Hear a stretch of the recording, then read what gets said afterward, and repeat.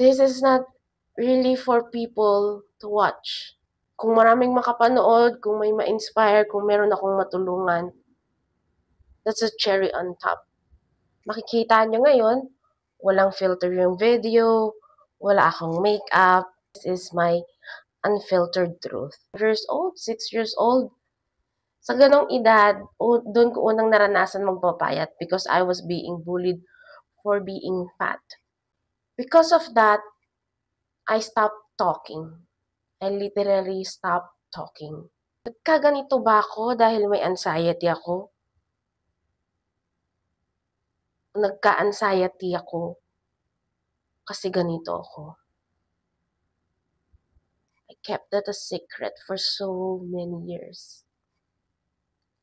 Kasi ayokong tingnan ako ng ibang tao, ng iba ako.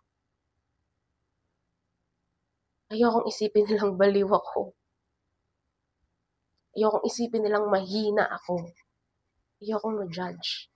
Lagi akong nag-aayos. It's all because it's my armor. I feel like pag kumpleto yung makeup ko, pag maganda yung bihis ko, I'm ready to fight.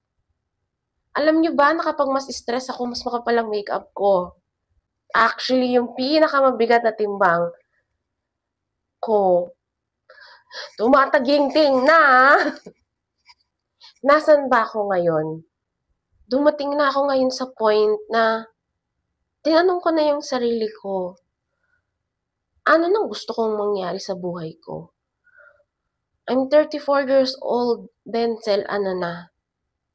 Dito ako ngayon sa age kung saan sobrang unhealthy ko.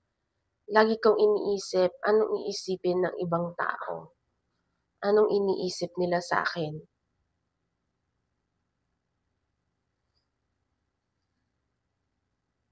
Pero, this time,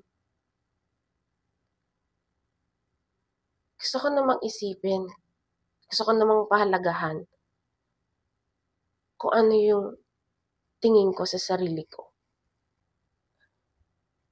Changing career,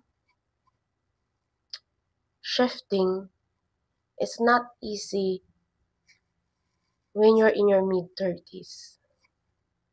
Mapapaisip ka, ano pa bang pwede kong gawin? Matatanggap pa ba ako sa ibang trabaho? Pwede pa ba talaga akong mag-shift? Buti na lang may competitive spirit tayo. Buhay pa rin yun.